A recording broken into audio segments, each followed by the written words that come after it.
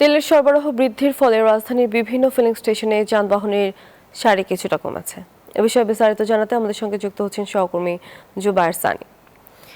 সানি, আমাদেরকে জানাবেন যে ফিলিং স্টেশনে আজকের চিত্র কেমন দেখতে পাচ্ছেন?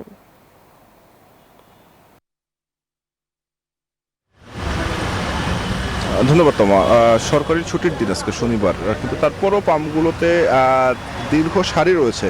কিন্তু যেটি আমরা এক সপ্তাহ আগে যেমনটি লক্ষ্য করেছি তার থেকে এখন ভোগান্তির মাত্রা অনেকটাই কম। আমি এই মুহূর্তে রয়েছি বিজয় সরণিতে ট্রাস্ট ফিলিং স্টেশনে। সেখানে যে চিত্রটি এর আগে আমরা দেখেছি যে এখান থেকে যে গাড়ির লাইন সেটি কিন্তু মহাখালী ছাড়িয়ে যেত, সেই জায়গা থেকে কিছুটা উন্নতি হয়েছে এবং তেল পাওয়া যাচ্ছে। এটি একটি বড় বিষয়, কারণ অনেকেই এর আগে যে অভিযোগটা ছিল যে তেল পাওয়া যাচ্ছিল না, সেই জায়গাটা থেকে তেল পাওয়া যাচ্ছে, কিন্তু সেই যে অপেক্ষার যে সময় সেটিও অনেকটাই কমেছে। আগে যেখানে 6 থেকে 7 ঘন্টার বেশি সময় দাঁড়িয়ে থাকতে হতো, সেখান থেকে এখন যে সময়টি 1.5 থেকে 2 ঘন্টায় নেমে এসেছে। পরিস্থিতির উন্নতি হচ্ছে, কিন্তু একদমই যে লাইন নেই বা ভোগান্তি নেই তেমনটি না। এখনও ভোগান্তি রয়েছে, কিন্তু সাধারণ মানুষ যেটি বলছেন যে এই ভোগান্তিগুলো যেন দ্রুত দূর করার ব্যবস্থা নেওয়া হয়।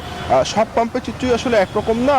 আবার কিছু পাম্পে আমরা দেখেছি যে সেখানে কিন্তু গাড়িগুলোর দীর্ঘ সারি, সেখানে অনেকটাই ভোগান্তি রয়েছে। সেই বিষয়গুলো এখন সরকারের নজরদারির আওতায় এনে যেন দ্রুত ব্যবস্থা নেওয়া হয় এবং সাধারণ মানুষকে যেন এই যে ভোগান্তি, সেই ভোগান্তি থেকে মুক্তি দেওয়ার যে বিষয়টি, সেটি নিশ্চিত করার জন্য কিন্তু এখন সরকারের প্রতি দাবি জানাচ্ছেন এখানে যারা তেল নিতে আসা যে গ্রাহকরা রয়েছেন। এবং তেলের দাম জানেন যে প্রতি অকটেন পেট্রোল ডিজেলের দাম বাড়ানো হয়েছে, এবং সেই বাড়ানোর পরেই কিন্তু পরিস্থিতির কিছুটা উন্নতি হয়েছে। সেটি যেন আসলে পুরোপুরি উন্নতি করা যায়, সেই আসলে প্রত্যাশার কথা তারা বলছেন। তো এই ছিল আমার কাছে পাম্প থেকে সর্বশেষ তথ্য।